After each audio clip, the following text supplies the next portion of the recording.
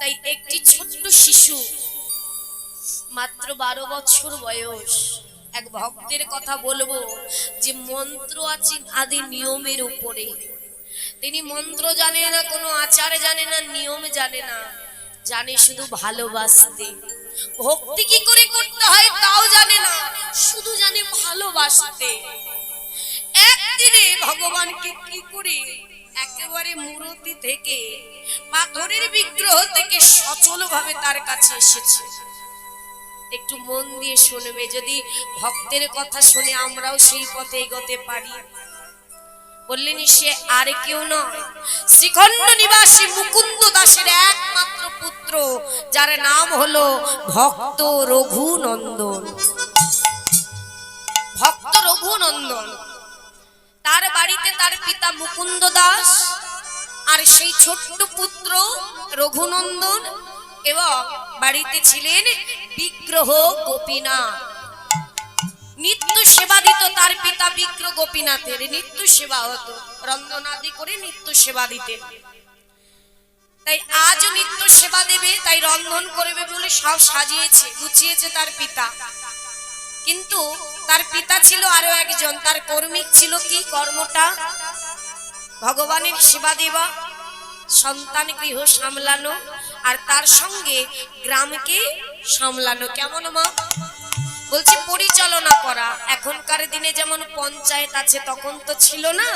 তখন কোনো আলোচনা করতে হতো, গ্রামের গণ্যমান্য কিছু ব্যক্তি দ্বারা সেই আলোচনা সভা হতো।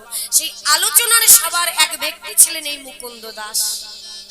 আর যখনই রন্ধন করতে যাবে, হঠাৎ করে গ্রাম থেকে ডাক এসেছে, আপনাকে আজ এক্ষুনি গ্রামে যেতে হবে। মাথায় হাত দিয়ে বসে পড়েছে, সর্বনাশ, এখন আমি কি করব?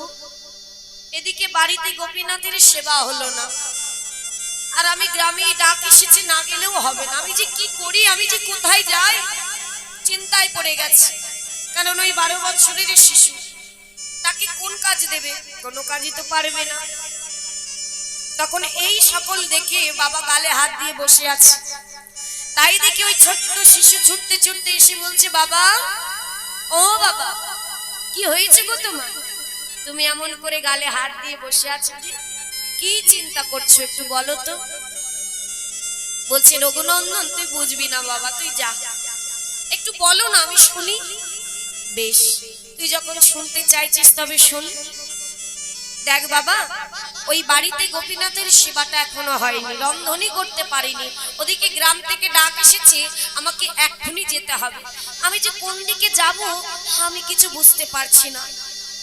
তখন ওই ছোট্ট রঘুনন্দন বলছে, ও এই কথা, তা আমাকে বললেই তো পারতে। তুই কি করবি বাবা? কেন? তুমি যদি অনুমতি করো, ওই তোমার গ্রামের অত বড় কাজ তো আর আমি করতে পারবো না, কিন্তু তুমি যদি অনুমতি করো তাহলে গোপীনাথের সেবাটা আমি দিয়ে দিতে পারি। সহজভাবে বলে দিল, গোপীনাথকে সেবাটা আমি দিতে পারি। তখন বলছে, দূর পাগল ছেলে, ভগবানকে সেবা দিতে জানিস বাবা কত নিয়ম লাগে, আচার লাগে, মন্ত্র লাগে? তুই তো এখনো শিখে পারিসনি। হ্যাঁ, নিবেদনী মন্ত্র লাগে, আচমন মন্ত্র লাগে, তুই তো জানিস না বাবা, কি করে সেবা দিবি? তখন দেখুন, ভক্ত না হলে এত বড় কথা বলা যায় না। ভক্ত কিন্তু শিশুকাল থেকে সে জানে না যে আমি ভক্ত। ভগবানকে সেবা দিতে দিতে দিতে দিতে ভগবানই একদিন তাকে বুঝিয়ে দেয় যে তুমি আমার আপনজন হয়েছো, তাই তো তোমাকে ভক্ত করেছি। তখন ওই ছোট্ট বালক বলছে, কেন? ও বাবা, তাহলে আমি একটা কথা বলবো। বলছে, বল বাবা। আমি মানলাম গোপীনাথকে সেবা তুমি দাও অনেক নিয়ম করে, অনেক মন্ত্র বলে, কিন্তু সত্যি আমি কিছু জানি না। তবে বাবা, গোপীনাথকে যদি আমি নিজে ভালোবেসে নিজের হাতে খাইয়ে দিই, নিজের হাতে সেবা করিয়ে দিই, তাহলে তোমার গোপীনাথ কি সেবা করবে না? তাকে যদি ভালোবেসে ভক্তি ভরে ডাকি, সে কি আসবে না বাবা? এই কথা শুনে তার পিতা স্তব্ধ হয়ে গেল, যে এত বড় কথাটা আমি ভগবানকে সেবা দিতে গিয়েও আমার মাথায় এলো না। আর আমার এতটুকু সন্তান বলে ফেললো যে ভগবানকে ভক্তির উপরে আর কিছু নাই গো, ভক্তি দিয়ে ডাকলেই তাকে পাওয়া যায়। তখন আর কিছু না ভেবে বললো বেশ, তাহলে তুই যখন দিতে চাইছিস যা, তাহলে তুই সেবা দে, আমি কিন্তু রন্ধন করতে পারিনি, রন্ধনটা করে নিস। বললো ঠিক আছে পিতা, তুমি চিন্তা করো না। তার বাবা চলে গেল গ্রামে, আর এদিকে ওই ছোট্ট বালক যে কোনোদিন রন্ধন করেনি, রন্ধনশালায় গিয়ে দেখছে সব গুছিয়ে রেখেছে। আগে কি করেছে, কাষ্ঠ দিয়ে আগুনটা জ্বালিয়ে একটি পাত্র রেখে আর সেই ব্যঞ্জনাদিগুলো হাতে ধরে বলছি, গোপীনা জানি না কেমন করে তোমার সেবা দিতে হয়, জানি না কেমন করে তোমার সেবা রন্ধন করতে হয়, তাই এই আমার হাত দুটো তোমায় আমি দিলাম, আমার এই হাত দিয়ে তোমার সেবার বস্তু তুমি নিজের মতো করে তৈরি করে নিও। তাই ভগবানকে সঁপে দিল, নিজেকে সঁপে দিয়ে যা পেরেছে রান্না করে এক পাত্রে ঢেলে গোপীনাথের কাছে চলে গেছে। গোপীনাথের কাছে গিয়ে কি করেছে মা, যতটুকু বাবার থেকে দেখেছে, তিনি কি করেছে, বিগ্রহের সামনে, বিগ্রহ দাঁড়িয়ে আছে, তার সামনে একটা আসন পেতেছে আর নিজের জন্য একটা আসন পেতেছে, আর ওই প্রসাদের থালা গোপীনাথের সামনে রেখেছে। সামনে রেখে এইবার ওই আসনে বসে বসে গোপীনাথকে ডাকছে। শুধু তার ভক্তিটা দেখুন মা, তাকে ডাকছে, গোপীনাথ, ও গোপীনাথ এসো তো, তাড়াতাড়ি এসো। এই দেখো আজ কিন্তু বাবা বাড়িতে নেই, বাবা আমাকে ভার দিয়েছে তোমাকে সেবা করানোর, তাই দেরি আর করো না, তাড়াতাড়ি এসো। আমি জানি একটু দেরি হয়ে গেছে, তাই তাড়াতাড়ি এসে একটু সেবা করে বলো তো আমি কেমন রন্ধন করেছি। কি বলছো মা? ভগবানকে ডাকছি, আসন পেতে দিয়েছি আর তাকে ডাকছি, এখানে বসে আমার সামনে সেবা করে বলে যাও যে কেমন হয়েছে রন্ধন। কেন? কারণ সে ছোট্ট বালক, সে তো জানে না যে পাথরের মূর্তি দাঁড়িয়ে আছে, সে কি আর এসে সেবা করবে? তিনি কি জানে? আমরা তাই জানি, কিন্তু তিনি কি জানে যে ওই পাথরের মূর্তি থেকে সচল হয়ে এসে তিনি সেবা করে আমাকে বলবে। অনেকক্ষণ থেকে ডাকছে, ডাকতে ডাকতে যখন শুনছে না তখন একটু রাগ হয়েছে, তখন রঘুনন্দনের রাগ হয়েছে, রাগ করে বলছে, গোপীনাথ, ও গোপীনাথ তোমাকে কখন থেকে ডাকছি আমি, তুমি কি শুনতে পাচ্ছ না? আমি বলছি তাড়াতাড়ি এসে একটু সেবা করো, একটু সেবা করে বলে যাও যে কেমন হয়েছে, অনেক কষ্ট করেছি আমি, এসো এসো তাড়াতাড়ি এসো। তাও আসছে না, এমন ভাবে ডাকছে তার সরল ভালোবাসা, তার একটা কথাই মাথায় আছে যে আমার পিতার যেমন আমি সন্তান, আর এই গোপীনাথ আমার পিতার আরেকটি সন্তান। আমার বাবা যেমন আমায় খাইয়ে দেয়, গোপীনাথকেও আমার বাবা নিজের হাতে খাইয়ে দেয়। সেই কথা মাথায় নিয়ে কিছুতেই গোপীনাথ আসছে না। এইবারে খুব ক্রুদ্ধ হয়ে এইবার কি বলছে জানো মা? কতটা আপন ভাবলেই কথাটি বলা যায়। গোপীনাথ তুমি আসবে না তাই তো? আমি বুঝতে পেরেছি তুমি আসবে না, তবে শোনো, আমি যখন সেবা না করি তখন আমার বাবা কি করে জানো? আমার বাবা আমাকে লাঠির ভয় দেখিয়ে খাওয়ায়। আজ তুমি যদি না শোনো, তোমাকেও লাঠির ভয় দেখিয়ে আমি খাওয়াবো। কতটা আপন ভাবলে তাকে লাঠি ধরা যায় বাবা, কতটা আপন ভাবলে। তিনি কি করেছে, তাড়াতাড়ি ঘরের বাইরে গিয়ে চতুর্দিকে খুঁজছে একটা লাঠি, ঘরের ভিতরে এসে দরজার আর কাঠটি পেয়েছে, ওই দরজার আর কাঠটি হাতে তুলে নিয়ে গোপীনাথের বিগ্রহের সামনে দাঁড়িয়েছে। গোপীনাথ, এই দেখো গোপীনাথ, আমার হাতে দেখেছো কি? আজ তুমি যদি এক্ষুনি এখানে না আসো না, এই আর কাঠ দিয়ে আমি তোমাকে মেরে মেরে নিয়ে আসবো, মেরে মেরে নিয়ে আসবো, মেরে মেরে নিয়ে আসবো।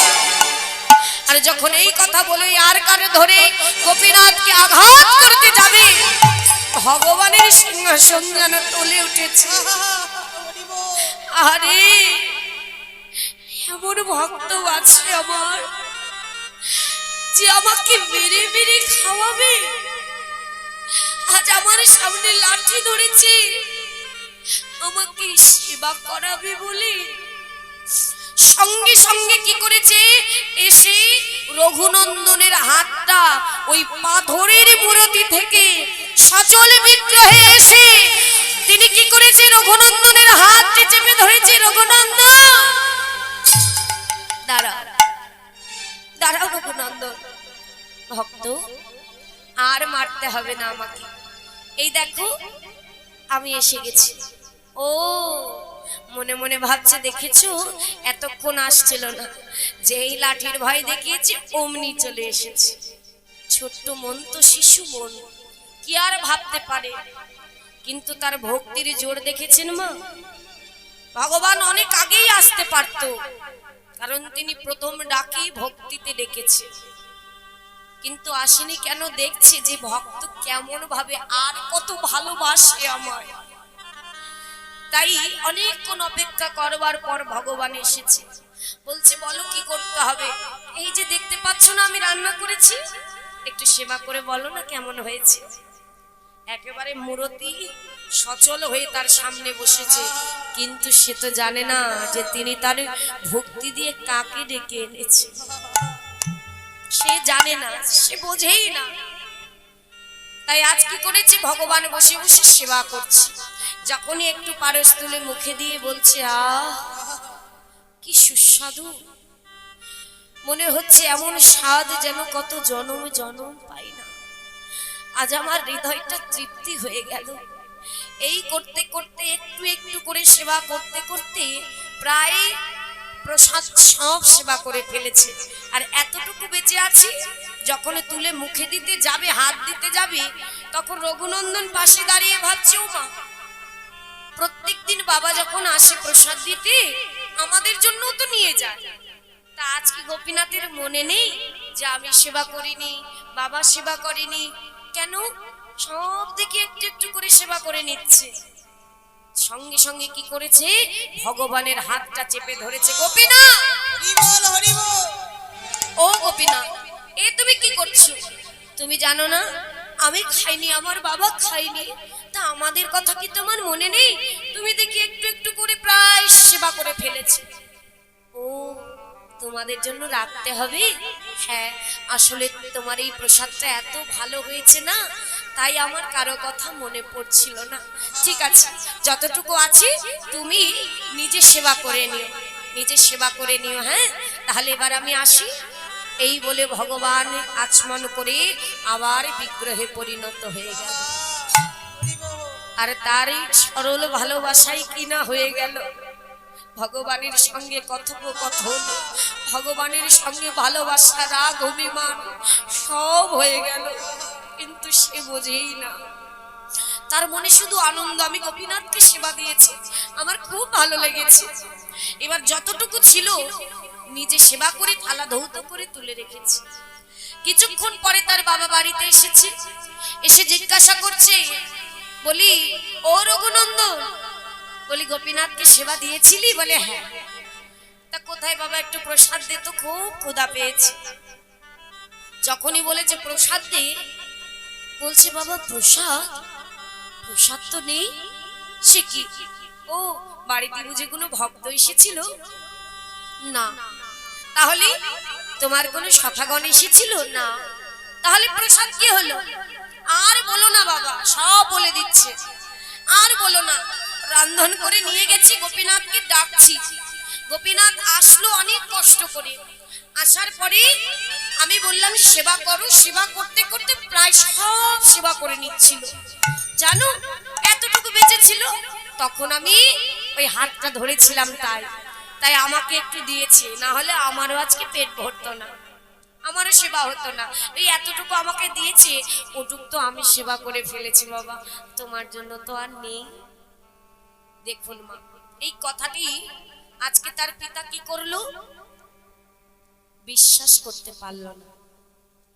এই যে কথাটি ভক্ত বলল, তার জীবনের সব থেকে বড় ভুল হয়ে গেল এখানে। সারা জীবন ভগবানকে সেবা দিতে লাগলো, সারা জীবন সেবা দিয়ে গেল, কিন্তু ভগবান যে পাথরের মূর্তি থেকে সচল হতে পারে এই বিশ্বাসটা মনে হয় তার আসেনি।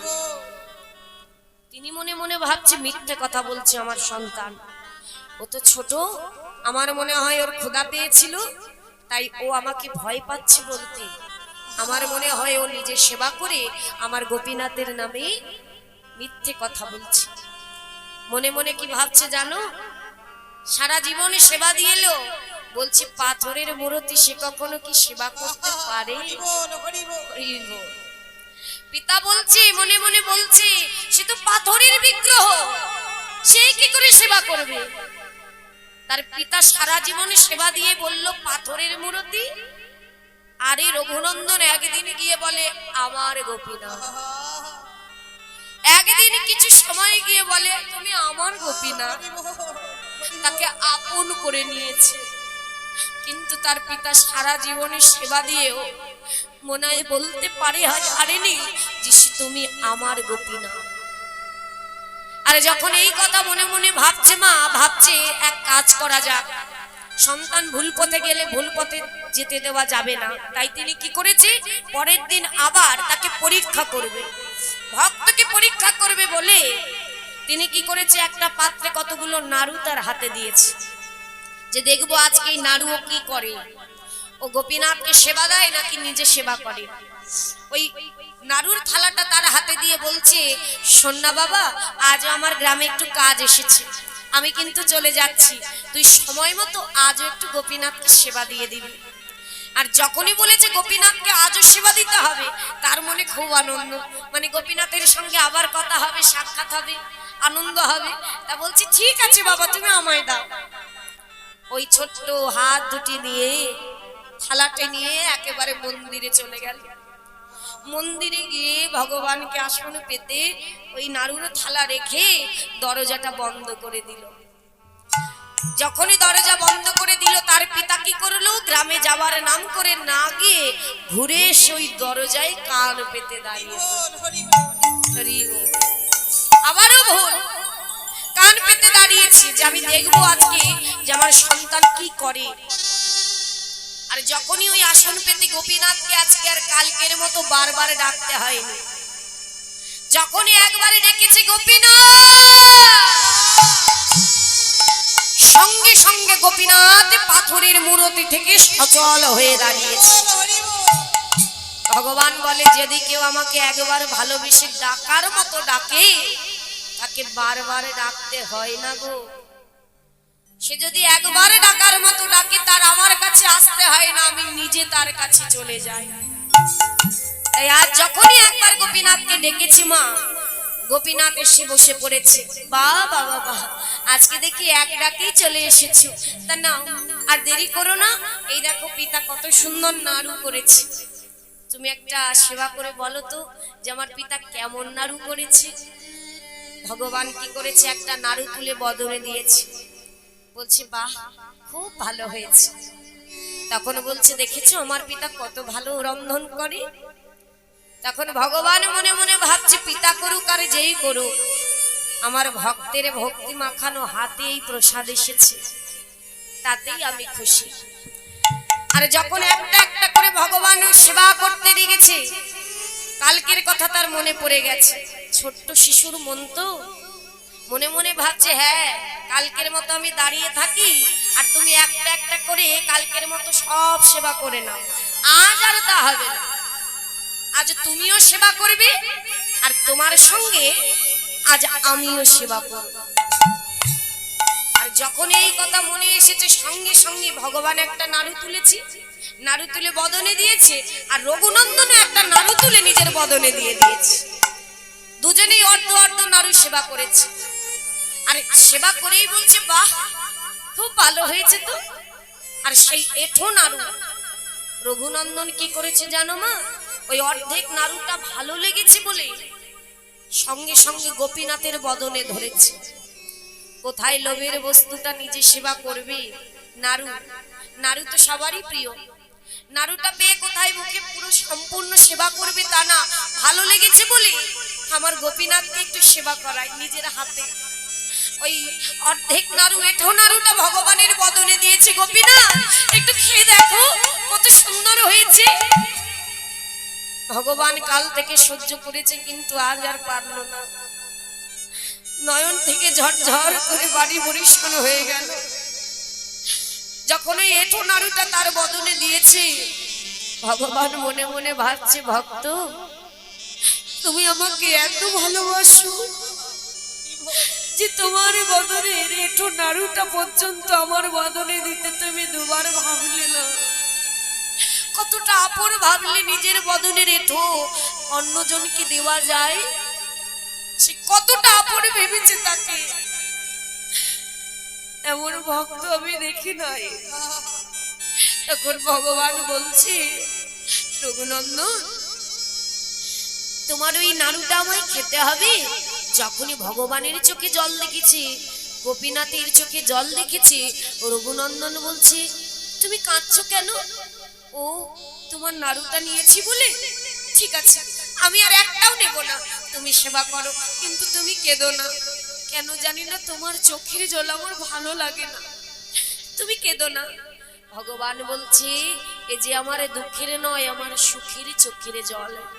তোমার মতো ভক্ত এই পৃথিবীতে এনে আমি কোনো ভুল করি নাই গো, আমি কোনো ভুল করি নাই। আমার যে আজ বড় আনন্দ হচ্ছে যে তোমার মতো ভক্ত এই পৃথিবীতে আমি এনেছি, তাই গো। কারণ ভগবান দেখুন মা, আমাদের স্বামী সংসার সন্তান সব দিয়েছে, কত আপনজন আমাদের আছে, কিন্তু ভগবানের দিকে একবার তাকিয়ে দেখুন, তার কিন্তু আমরা ছাড়া আর কেউ নেই, ভগবানের ভক্ত ছাড়া কেউ নেই গো মা। তাই ভক্ত যদি একটু মন থেকে ভালোবাসে না, ভগবান আরো বেশি তাকে আঁকড়ে ধরে থাকে। তুমি আমি কি ধরবো, সে আমাকে ধরে রাখে আর ছাড়তে চায় না। তাই আজ গোপীনাথকে যখনই চোখে জল লেগেছে, বলছে আমি আর খাবো না, তুমি সেবা করো। তখন বলছে, না আমার মনে একটা বাসনা হয়েছে। গোপীনাথ বলছে, ভগবান বলছে, আমার মনে একটা বাসনা হয়েছে, তোমায় বলবো? বলো। ও রঘুনন্দন, তোমার ওই বদনের এঠো নাড়ুটা যদি তুমি আমায় খাইয়ে দাও, তাহলে আমার এই প্রসাদী নাড়ুটা কি আমি তোমায় খাওয়াতে পারি? দেখুন তার ভাগ্যটা, ভালোবাসলো, কথা বললো, কাছে আনলো, এখন ভগবানের হাতে সেবাও পাবে। কি দিয়ে? তার শুধুমাত্র সরল ভক্তি আর ভালোবাসা, তাও মাত্র 2 দিনে কতটা আপন হয়ে গেছে তার। বলো না, আমি কি আমার এই প্রসাদী নাড়ুটা তোমায় একটু খাওয়াতে পারি? আমার মনে খুব ইচ্ছে হচ্ছে যে তোমাকে একটু নিজের হাতে খাইয়ে দেব। বলছে, হ্যাঁ তো ভালো কথা, তাহলে এক কাজ করো, তুমি আমাকে খাইয়ে দাও আর আমি তোমাকে খাইয়ে দিই।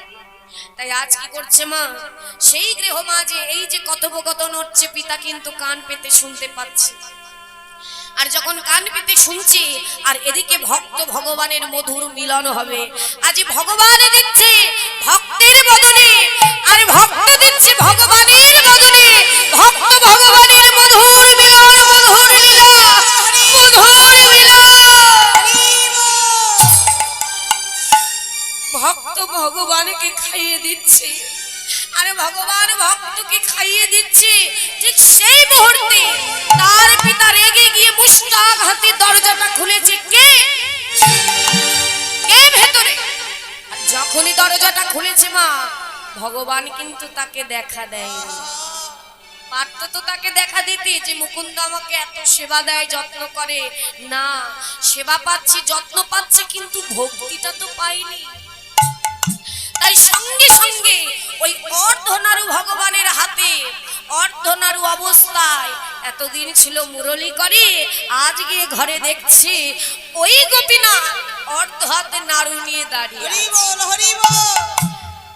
একেবারে পাথরের মূর্তি হয়ে গেছে। সঙ্গে সঙ্গে চলে গেছে ভগবান, আর দেখছি তার পুত্র আর অর্ধ নাড়ু নিয়ে গোপীনাথের দিকে হাত বাড়িয়ে আছে। আর যখনই দেখেছে, সঙ্গে সঙ্গে চিৎকার করে উঠেছে, গোপীনাথ, গোপীনাথ, এ আমি কি করলাম? বাবা রে, আমার যে বড় ভুল হয়ে গেছে, আমি যে বুঝতে পারিনি তুই যে আমার এত বড় ভক্ত বাবা, তা যে আমি বুঝতে পারিনি। সারা জীবন গোপীনাথকে সেবা দিয়েছি পাথরের মূর্তি মনে করে, আর আজ মাত্র দিনে তুই এসে তাকে এত আপন করেছিস যে ওই পাথরের মূর্তি তোর সামনে এসে তোকে সেবা করাচ্ছিল বাবা। ওরে বাবা, আমায় তুই ক্ষমা করে দে। তোদের ভক্ত ভগবানের মিলনে আমি বাধা, আমার এ দেহ অযোগ্য, এ জন্ম আমার বৃথা হয়ে গেল। তাই আজ কি করেছে জানো বাবা, ওই সন্তানের কাছে ছুটে গিয়ে আজ সন্তানকে জড়িয়ে ধরে বলছে বাবা দে দে তোর চরণ ধুলা দে, তোর চরণ ধুলা মেখে আমার এই অযোগ্য দেহটা আজ আমি যোগ্য করি। তাই আজ ভক্তকে জড়িয়ে ধরে আজ পিতা বলছে দেখো দেখো আমার অযোগ্য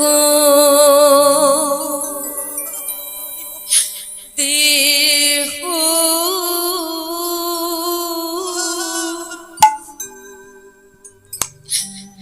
আমি যোগ্য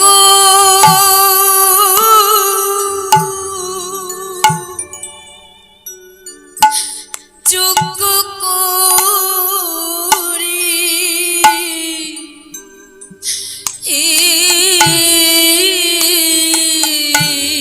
রঘুনন্দন তাই গৌর হরি বল হরি বল। আমার এই অযোগ্য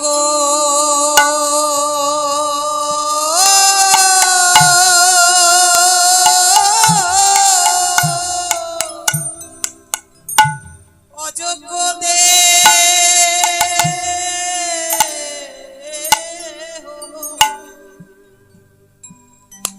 আমি ধন্য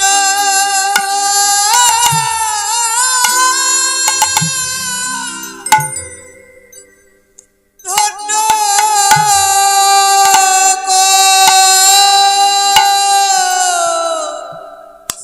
করি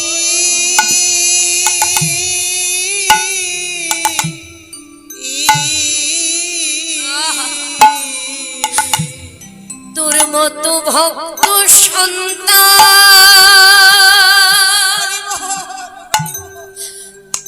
আমি জড়ায় ধরি,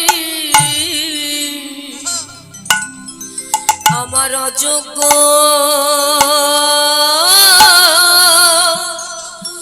দেহ আমি যোগ্য করি। তোর মতো যোগ্য সন্তান তাই গৌর হরি বল হরি বল।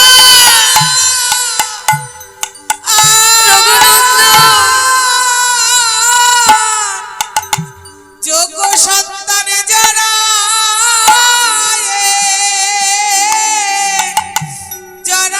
ধরে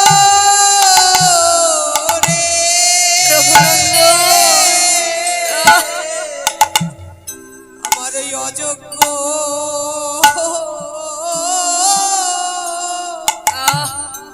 অযোগ্য দেহ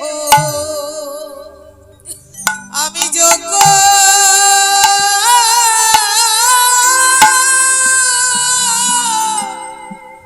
যোগ্য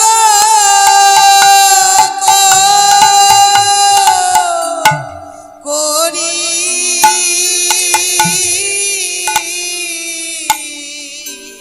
আর ভগবানের কাছে গিয়ে কি বলছে জানো মা, প্রভু এ জন্ম পাওয়া আমার বৃথা হয়ে গেল, তাই তুমি আমায় ক্ষমা করে দিও। তাই আজ থেকে তোমার চরণ ধরে বললাম, আর শুধু মুকুন্দ দাস নয় আমাদের প্রত্যেককে বলতে হবে এই যে জন্ম আমাদের বৃথা হয়ে গেছে, সময় চলে গেছে আর নেই, সময় চলে গেছে গো, আর যে সময় আমাদের হাতে নেই প্রভু।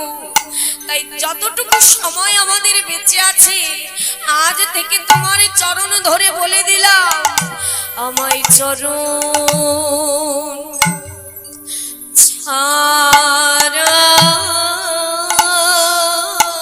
হরি বল হরি বল। প্রভু গুরু করুণা গো প্রভু গো তোমার চরণ ছাড়া করুণা দয়াময় তোমারি তুমি ছাড়া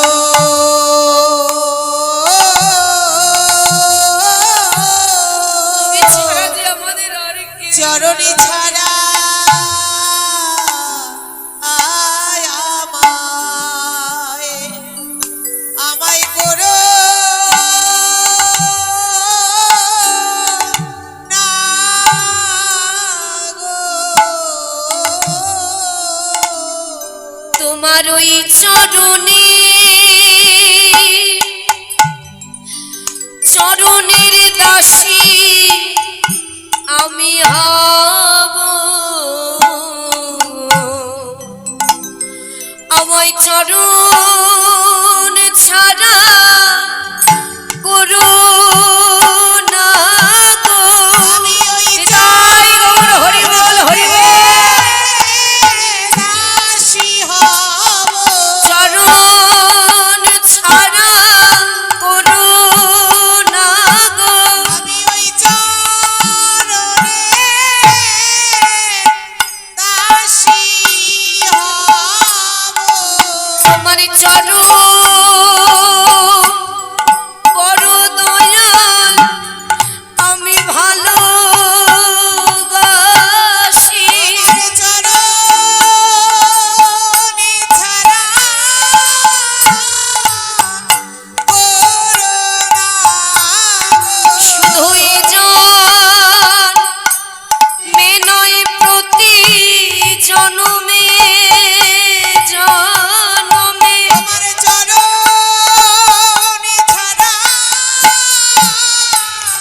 করুণা গো। তোমার ওই চরণের আমি দাসী হব শুধু এ জন্মে নয়, জনমে জনমে শেষের দিনে নাম গাইতে পারি আর কোনো বাসনা নাই গো। শেষের দিনে নাম গাইতে পারি আর কোনো বাসনা নাই গো।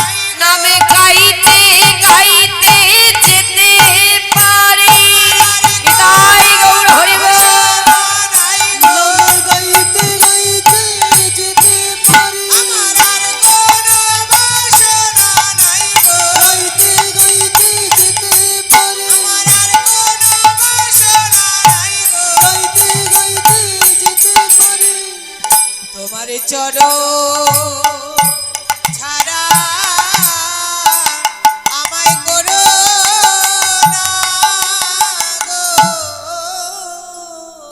তাই ভগবানের কাছে সকল কিছুর মধ্যে দিয়ে কি পেলাম মা যে ভগবানকে ভালো মন্দির ভালো প্রসাদ দিলেই ভগবানকে পাওয়া যায় না সুন্দর মন্দির করে দিলেই তাকে পাওয়া যায় না তাকে পেতে গেলে চাই এই হৃদয়ে ভরা পূর্ণ ভক্তি আর ভালোবাসা পূর্ণ ভক্তি আর ভালোবাসা যদি দিয়ে কেউ নিজেকে সঁপে দিয়ে তার চরণে বলতে পারে হে গৌর কৃষ্ণ তোমার হলাম বলে আমা বলিতে কিছু রাখে না। আর কিচ্ছু ভগবান